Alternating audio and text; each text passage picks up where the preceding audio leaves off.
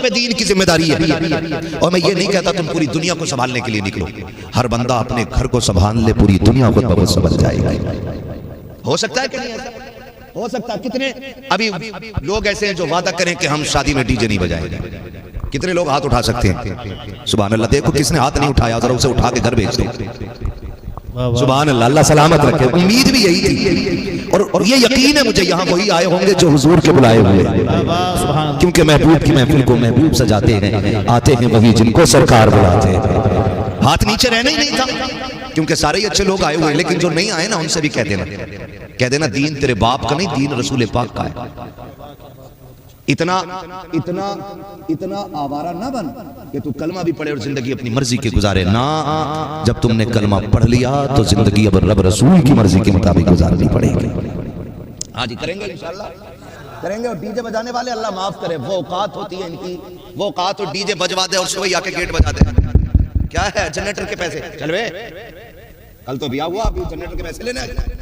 تھوڑی دیر گزری پھر ڈی جے والا, تھوڑی دیر گزری پھر بجانے والا, پھر لائٹنگ والا آ جاتے, مر جاتا. پوری برات میں ہم ڈی جے بجاتے ہیں. شریعت یاد نہیں آتی ہے. شریعت کہاں یاد آتی ہے؟ جب نکاح ہوتا اور امام 5000 مانگ لیتا. کہہ رہا کون سی شریعت میں لکھا؟ تو یہ بتا ڈی جے بجانا کون سی لال کتاب میں لکھا تھا؟ سمجھے؟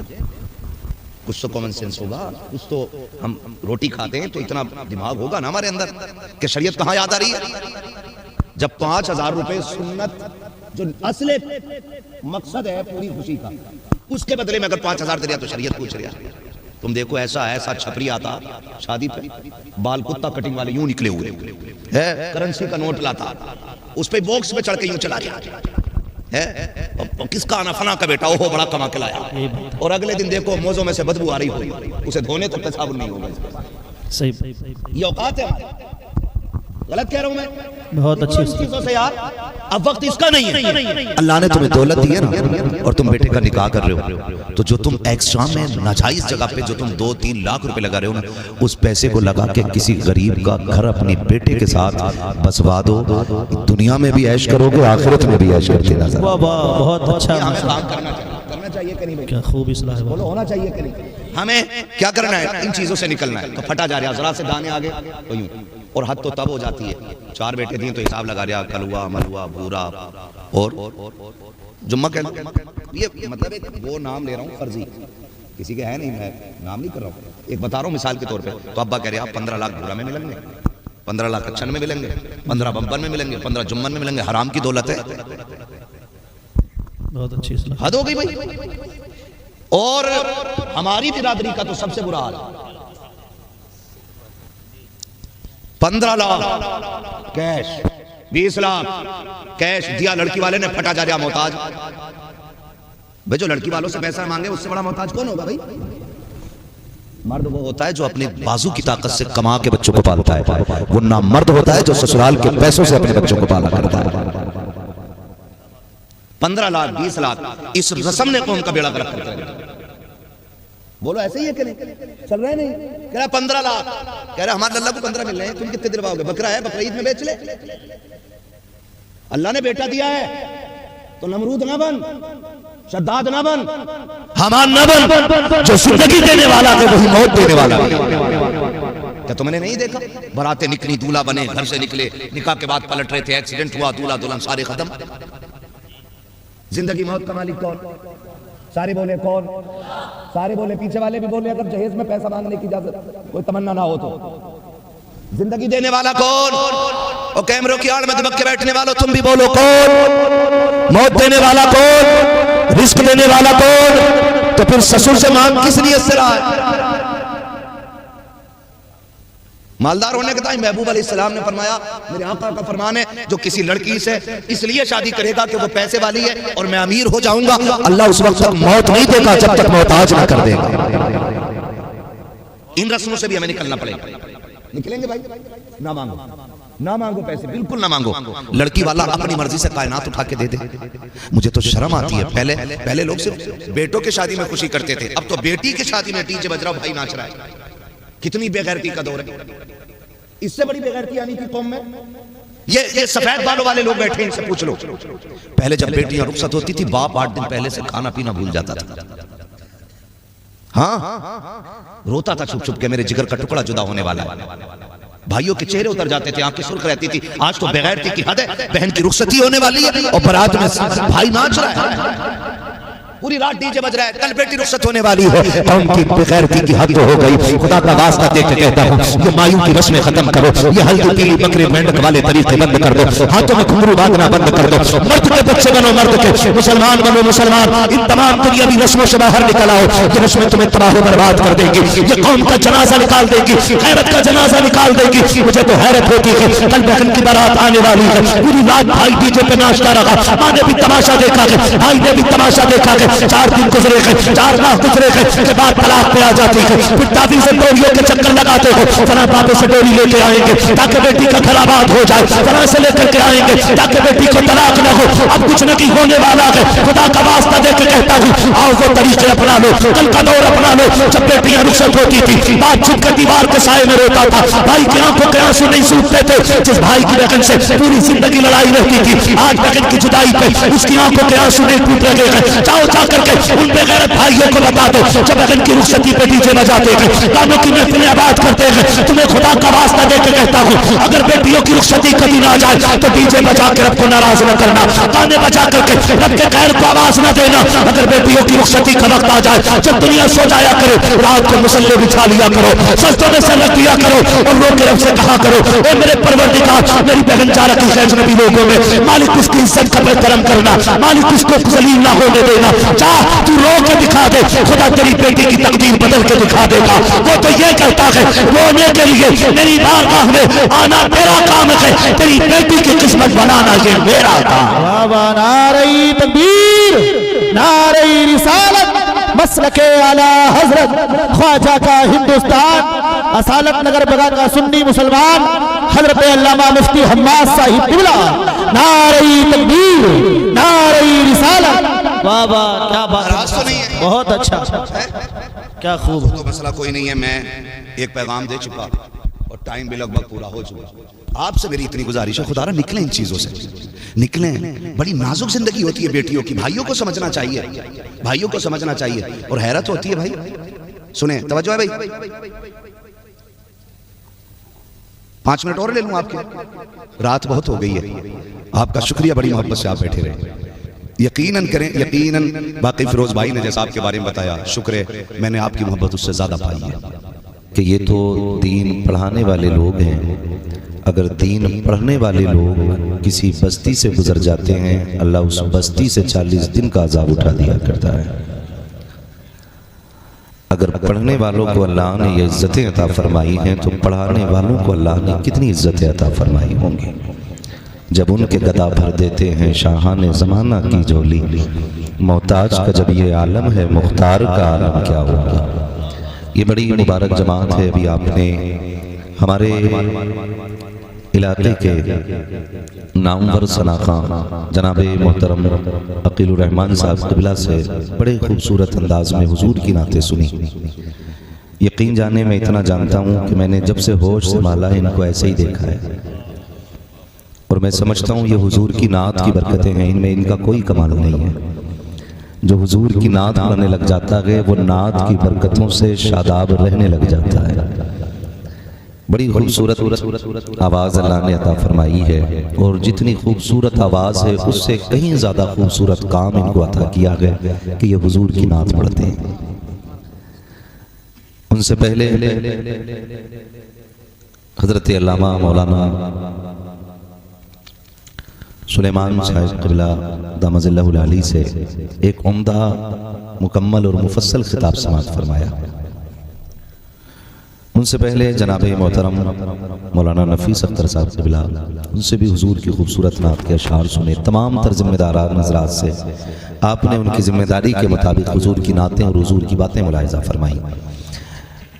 نقیب اہل سنت انہوں نے اپنا تعارف خود کرا دیا۔ ہمارے بھائی نے اتنی خوبصورت نقابت کی، نہ اس میں جھوٹ تھا، نہ دکھاوا تھا، اور نہ خالی شور تھا۔ جب یہ شعر پڑھ رہے تھے تو مجھے لگ رہا تھا کہ یہ آواز ان کے دل سے نکل رہی ہے، اور دل سے جو بات نکلتی ہے اثر رکھتی ہے، پر نہیں طاقت پرواز مگر رکھتی ہے۔ بڑی خوبصورت نقابت، اور انہوں نے جو اشعار اپنے پڑھے، کہنے لگے اعلیٰ حضرت کی منقبت میں 41 شعر انہوں نے رقم کیے ہیں۔ 41 جتنے انہوں نے سنائے، انہیں سننے کے بعد دل نہیں بھرا، وقت ہوتا تو 41 پورے سنتے ہیں تو، لیکن اپنا تو مقدر ہی کچھ ایسا تازیہ بن کے رکھ دیے جاتے ہیں۔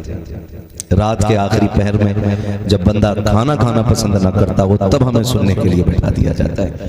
خیر، میں آپ کی محبتوں کا شکر گزار ہوں کہ جس وقت آپ کو بستر پہ ہونا چاہیے تھا، آپ نے بستر چھوڑ کر کے اس زمین کا انتخاب کیا ہے۔ مبارکباد کے مستحق اس معنی کر بھی ہیں آپ کہ آپ نے بھلے ہی مخمل کے بستر چھوڑ دیے ہیں، لیکن جس زمین پہ بیٹھے ہو، اس زمین کو آج اس وقت اللہ نے جنت کی کیاری بنا دیا ہے۔ میرے حساب سے آپ کی بستی میں اس وقت اس زمین سے زیادہ خوبصورت آپ کی کوئی زمین نہیں ہوگی۔ تو شکر پروردگار کا کہ اس نے اپنے ذکر کے لیے، سننے کے لیے آپ لوگوں کا انتخاب کیا، اور سنانے کے لیے ہم لوگوں کا انتخاب کیا۔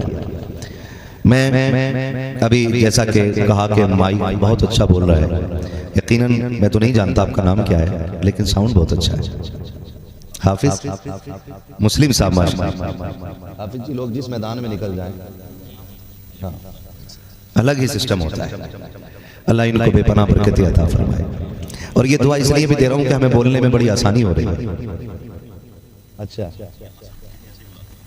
ماشاءاللہ، اپنے گاؤں میں اچھا نہیں بجا رہے، ہر جگہ ان کے ساؤنڈ کی آواز اچھی ہوتی ہے۔ اللہ خوب برکت عطا فرمائے۔ آپ کہہ دو آمین، منہ نہ تھک رہا ہو تو۔ ہاں، بہت کڑوے مولوی سے پالا پڑا ہے۔ ہمارے رشتے میں بھتیجے لگتے ہیں عزیزم فیروز صاحب، غالباً یہاں کے داماد ہیں۔ ان کی دعوت محبت پر حاضری ہوئی، انہوں نے کہا لوگ بہت اچھے ہیں چاچا، آ جاؤ ایک بار۔ واقعی بہت اچھے لوگ ہیں، بیٹھتے ہی ہندوستان کا نقشہ بنا رکھا ہے۔ بھیا یہاں کوئی پیشاب کر گیا جو جگہ چھوڑ کے بیٹھے ہوتے تھوڑا تھوڑا آگے کو آ جاؤ، اللہ آپ کو برکتیں دے، یا قد کے زیادہ چھوٹے ہوئے اینٹوں پہ بیٹھ جاؤ جا کے، آ جاؤ تھوڑا سا آگے کو آ جاؤ، زیادہ لمبی بات نہیں کروں گا۔ ڈر رہے ہیں، ڈر مولوی کہیں چندہ نہ مانگ لے۔ بیٹھو تو اللہ بھی بیٹھو، ابتدائے عشق ہے روتا ہے کیا، آگے آگے دیکھیے ہوتا ہے کیا۔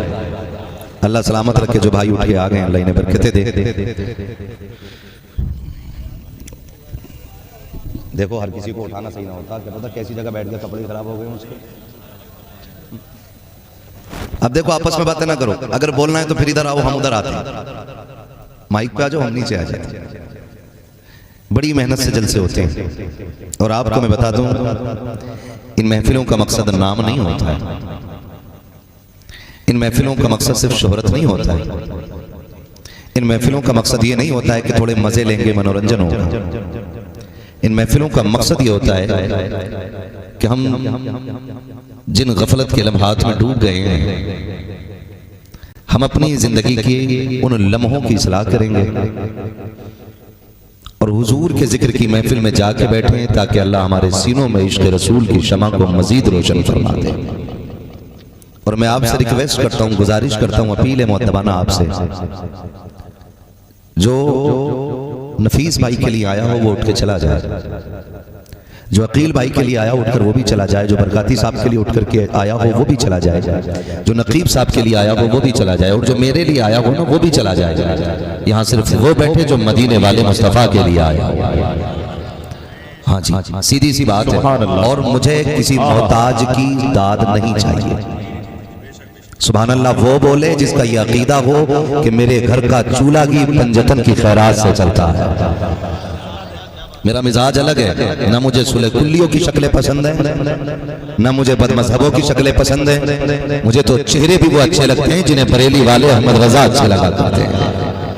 جا سکتا ہے اٹھ کے جسے کوئی ٹینشن ہو، اور یہ بات میرے بھائی نے پہلے ہی بتا دی ہے، بھیڑ کا کوئی لینا دینا نہیں، چار ہوں حضور کے وفادار ہونے چاہیے۔ میں آپ کو سچی بتا دوں، پوری محفل کی بات نہیں کرتا، میرے سامنے یہ 3 چھوٹے چھوٹے بچے بیٹھے ہوئے ہیں، بہت چھوٹا بچہ ہے یہ بھی، اور وہ بھی ایک چھوٹا بچہ بیٹھا ہوا ہے، ایک باپ کی گود میں بیٹھا ہے، با خدا کہہ رہا ہوں سب اٹھ کے چلے جائیں، یہ 4 بچے رہ جائیں، میں انہی 4 بچوں کو دیکھ کر کے 1 گھنٹہ تقریر کرنے کا ہنر جانتا ہوں۔ وجہ جانتے ہیں؟ وجہ یہ ہے کہ بوڑھے میں دکھاوا ہو سکتا ہے، جوان میں دکھاوا ہو سکتا ہے، لیکن بچوں میں دکھاوا نہیں ہوتا ہے۔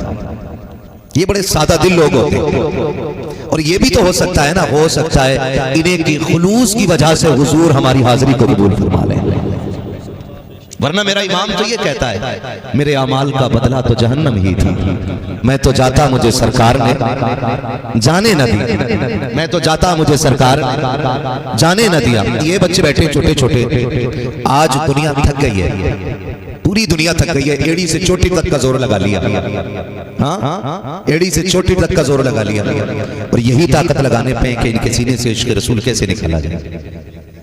ہمارے پانی میں زہر ملایا گیا، ہمارے کھانوں میں حرام ملا دیا گیا، ہمارے طریقے بدل دیے گئے، ہم بیٹھ کے حضور کی سنت کے مطابق کھاتے تھے، کتوں کی طرح کھڑا کر کے کھلاتے تھے، لیکن شکر ہے آج بھی مائیں ایسے بچوں کو جنم دے رہی ہیں کہ جو رات کے 1 بجے یہ اعلان کرنا جانتے ہیں، لوگوں جب دنیا سو جاتی ہے نا تو ان کے چاہنے والے رات کے 1 بجے بھی یہی اعلان کرتے ہیں، انہیں جانا انہیں مانا، نہ رکھا غیر سے کام، للہ الحمد میں دنیا سے مسلمان ہو گیا۔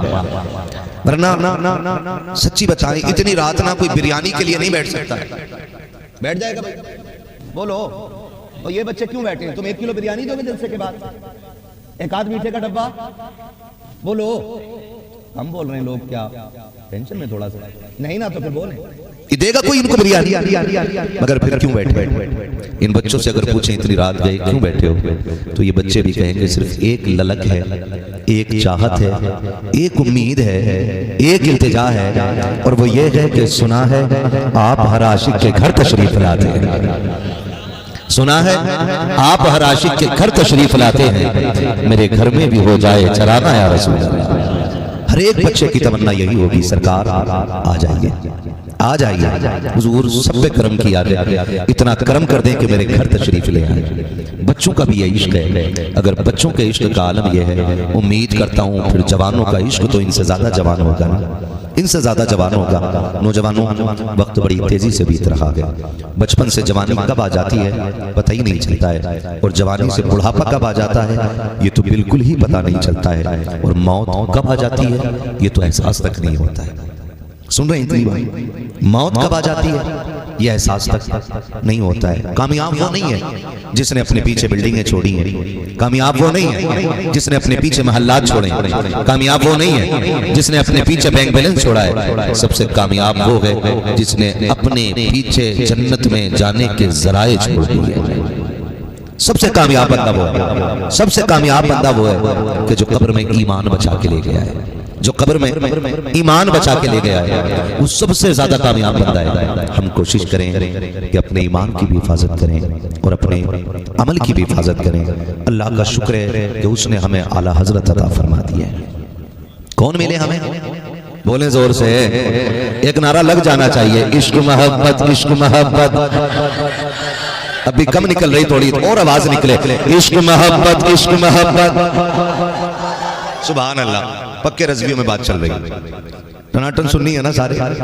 ہاں شکر ہے اعلیٰ حضرت ہمارے حصے میں، ہم اعلیٰ حضرت کو ماننے والے لوگوں میں، ورنہ سب غور سے سنیں، بڑے چپکے سے ایمان نکال لیا جا رہا ہے، بڑے چپکے سے۔ ہم اس جماعت سے تعلق رکھتے ہیں جو حضور کے صحابہ سے بھی پیار کرتی ہے اور حضور کے اہل بیت سے بھی پیار کرتی ہے، یہی ہے نا ہمارا عقیدہ۔ نہ ہم صحابہ کی آڑ میں اہل بیت کی گستاخی کرتے ہیں، اور نہ اہل بیت کی آڑ میں ہم صحابہ کی گستاخی کرتے ہیں۔ ہم اس جماعت سے تعلق رکھتے ہیں جس جماعت کا نظریہ یہ ہے کہ اہل سنت کا ہے بیڑا پار، اصحاب حضور نجم ہے اور ناؤ ہے اطرت رسول اللہ کی۔ ہم صحابہ کو ماننے والے بھی ہیں اور ہم اہل بیت کو بھی ماننے والے ہیں۔ بڑی سنجیدگی سے سنیے گا، جب محرم شریف کا مہینہ آتا ہے نا تو بڑی تیزی سے کچھ فتنے منہ اٹھاتے ہیں، بہت تیزی سے فتنے منہ اٹھاتے ہیں اور ہم عشق میں بہہ جاتے ہیں. ایسے ایسے رنگ برنگی مینڈک آتے ہیں جو کہتے ہیں نہیں جی پہلا نمبر تو ان کا تھا, ان کا حق مارا ہے, پہلا نمبر علی کا تھا, حق مار لیا حضرت ابوبکر حضرت عمر نے, انہوں نے ڈکیتی کی معاذ اللہ. ایسے ایسے جملے بولے جاتے ہیں. میں تو ڈنکے کی چوٹ پہ ہر ایک بدبخت کی آنکھوں میں آنکھیں ڈال کے کہتا ہوں وہ تیرا علی ہوگا جو اتنا کمزور ہوگا کہ اپنا حق چھنوا دے. ہمارا علی تو وہ ہے اگر خیبر میں آ جائے ایک ہاتھ میں خیبر کی چوکھٹ اکھاڑ کے ٹانگ کر دوسرے ہاتھ سے تلوار چلائے تو تلوار نہیں ہوائیں بولتی ہیں لا فتح الا علی لا سیف الا ذوالفقار. ہم اس علی کے ماننے والے لوگ ہیں. اللہ کا شکر ہے کہ ہم علی کو بھی مانتے ہیں, ساتھ میں عثمان, زور سے عثمان غنی کو بھی مانتے ہیں, حضرت عمر فاروق اعظم کو بھی مانتے ہیں, حضرت صدیق اکبر کو بھی مانتے ہیں. ہمارا عقیدہ یہ ہے کہ پہلا نمبر کس کا ہے؟ سبحان اللہ, جو بول گئے اللہ ان کی نسلوں کو جنت عطا کرے گا. پہلا نمبر کس کا؟ زور سے پہلا نمبر کس کا؟ دوسرا نمبر حضرت عمر فاروق اعظم. ٹھیک ہے جی. دوسرا نمبر میرے ساتھ ریپیٹ کریں بچے تاکہ یہ یاد ہو جائے, پتہ چلے 70 سال سے جلسہ ہو رہا ہے اور عقیدہ ہی درست نہ کر سکے, بات خراب ہو جائے گی. میں تو آپ کو اس لیے سن کے میں ادھر نکال گیا. دوسرا نمبر کس کا؟ حضرت عمر فاروق اعظم کا. اور تیسرا نمبر سبحان اللہ حضرت, اور چوتھا نمبر مولا. ارے ہمارے ہی مولا علی ہیں, ان کے نہیں ہیں جو سینہ پیٹتے ہیں, ان کے ہیں جو سینہ کھول کے علی علی کرتے ہیں. ہمارے ہی مولا علی ہیں. مولا اور زور سے مولا علی کا چوتھا نمبر ہے. مگر یاد رکھیے چوتھا نمبر مولا علی کا ہے, تیسرا نمبر تھوڑا الٹا بھی پوچھ لوں نا کہ یاد ہوا کہ نہیں. تیسرا نمبر, دوسرا نمبر سبحان اللہ, اور پہلا نمبر حضرت ابوبکر صدیق. یہ جو بکواس کرتے ہیں نا لوگ, یہ جو بکواس کرتے ہیں کہ نہیں وہ حضور کی آل سے چڑ کرتے تھے, میں کہتا ہوں ہم نے حضور کی آل کا ادب سیکھا ہی صحابہ سے. کس سے سیکھا ہے؟ صحابہ سے سیکھا ہے. حضرت عمر فاروق اعظم کتنے سخت مزاج ہیں. جس دن کرسی پہ بیٹھے نا شیر بکری ایک ساتھ پانی پینے لگے. شیر کی گردن جھکی تھی, بکری سر اٹھا کے شیر کو دیکھ رہی. ہمت ہے تو ذرا دیکھ کے دکھانا ادھر. تو شیر بھی کہہ رہا کیا کروں, عمر کرسی پہ بیٹھے. وہ عمر کرسی پہ بیٹھے تو شیر بکری ایک ساتھ پانی پی رہے. وہ عمر فاروق اعظم, انہوں نے ادب سکھایا ہمیں صحابہ کا, ادب سکھایا انہوں نے, اور ہم نے انہی سے اہل بیت کا ادب سکھایا. ایک سفیر آیا, ایران کا سفیر, ملاقات کرنے حضرت عمر سے. حضرت عمر ووٹ سے نیتا نہیں بنے تھے, سمجھ رہے, پارٹی نے ووٹ چوری کر کے نیتا نہیں بنایا تھا. عمر وہ ہیں جن کا انتخاب حق کی بنیاد پہ ہوا تھا, سچ کی بنیاد پہ جن کا انتخاب ہوا تھا, اور ایک محلے کے نہیں, ایک شہر کے نہیں, ایک علاقے کے نہیں. عمر وہ ہے جو آدھی دنیا کا مالک ہے. کتنا حضور کے صحابہ سے جینے کا چلن سیکھنا چاہیے. آج ٹکے بھر کی دولت آ جائے نا تو سارے پٹاخے مسجد کے گیٹ پہ لا کے کھول رہا, سارے پٹاخے. اب کہہ رہا مکھیا کا لونڈا ہوں, دنیا کو بتا دوں گا 1.5 لاکھ کی آتش بازی تھی میرے بیاہوں میں. یہ کنڈیشن ہے ہماری. ذرا سی ٹکے بھر کی دولت آ جائے تو ڈائریکٹ اللہ سے. اور میری قوم کے علماء حفاظ قرآن سمجھائیں. غوث اعظم بمنے بے سر و ساما مددی, قبلہ دی مددی, کعبہ ایما مددی, بگردہ بے بلا افتاد کشتی, مدد کن مدد کن مدد کن یا معین الدین چشتی. آمین ثم آمین. قادری یمن علیہ یا غوث اعظم می زنم, دمز شیخ احمد رضا خان قطب عالمی زنم, بلغ العلا بکمالہ کشف الدجا بجمالہ, حسنت جمیع خصالہ, صلو علیہ وآلہ. کروں تیرے نام پہ جان فدا, نہ بس ایک جان دو جہاں فدا, دو جہاں سے بھی نہیں جی بھرا, کروں کیا کروڑوں جہاں نہیں. جس کو اپنے نبی سے جتنی محبت کا احساس ہو کوشش کریں سارے لوگ اتنی ہی آواز کے ساتھ رسول اور علی رسول کی بارگاہ میں درود و سلام کی ڈالیاں نچھاور کر لیں. پڑھیں بآواز بلند اللهم صل على سيدنا مولانا محمد وبارك وسلم. شفیعنا و صلوا عليه صلاة وسلام عليك يا رسول الله و آلہ و صحبہ وبارک وسلم. صلاة و سلام علیک یا رسول اللہ صلی اللہ تعالی علیہ وسلم. میں سب سے پہلے مبارکباد پیش کرتا ہوں کمیٹی کے ان تمام زندہ دل افراد کو کہ جنہوں نے اس محفل کے لیے انتھک محنتیں اور کوششیں کی اور کوششیں یوں رنگ لائیں کہ آدھی رات گئے ہمیں اور آپ کو اللہ اور اس کے رسول کی باتیں کرنے کا موقع مل گیا ہے.